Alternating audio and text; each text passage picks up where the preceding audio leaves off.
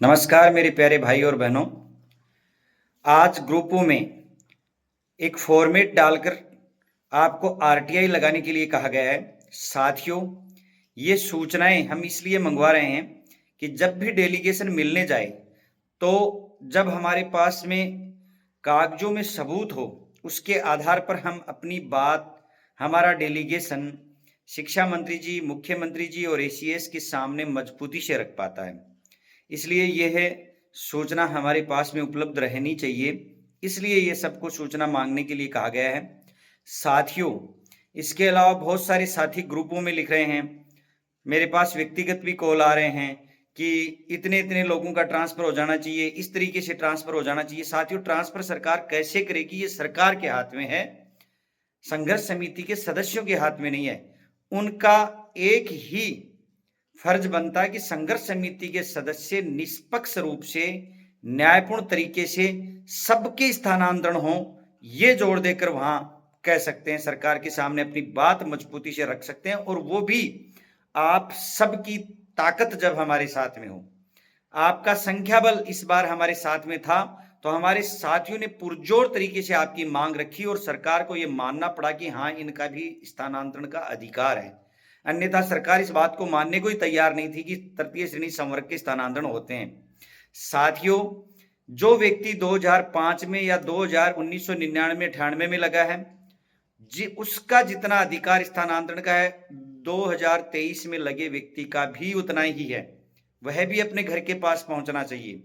साथियों, चाहे वो घर से 100 किलोमीटर दूर लगा है, चाहे 600 किलोमीटर दूर लगा है, स्थानांतरण का अधिकार सबका है।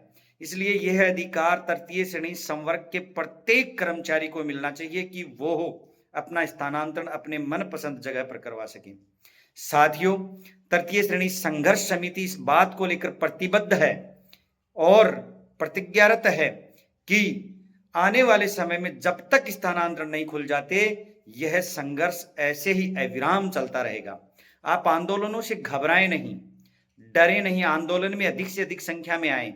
लोकप्रिय सरकारों में अपनी बात रखने के लिए लोकतांत्रिक तरीके से, शांतिपूर्ण अहिंसात्मक तरीके से हम आंदोलन कर सकते हैं। यह हमारा मूल अधिकार है। साथियों, हम बिल्कुल शांतिपूर्ण तरीके से लोकप्रिय सरकारों के सामने अपनी बात रखते हैं तो सरकारें मजबूर होकर हमारी बातें सुनेंगी और हमारी बातें मानेंगी। एक नहीं, 5 नहीं, 10 आंदोलन करने पड़े तो करेंगे और स्थानांतरण खुलवाएंगे, क्योंकि ये प्रत्येक तृतीय श्रेणी संवर्ग का अधिकार है, जैसे कि अन्य संवर्गों का है। इसलिए साथियों, आप आंदोलन में आने से कतराएं नहीं, डरे नहीं, बल्कि खुलकर आंदोलन के समर्थन में आए।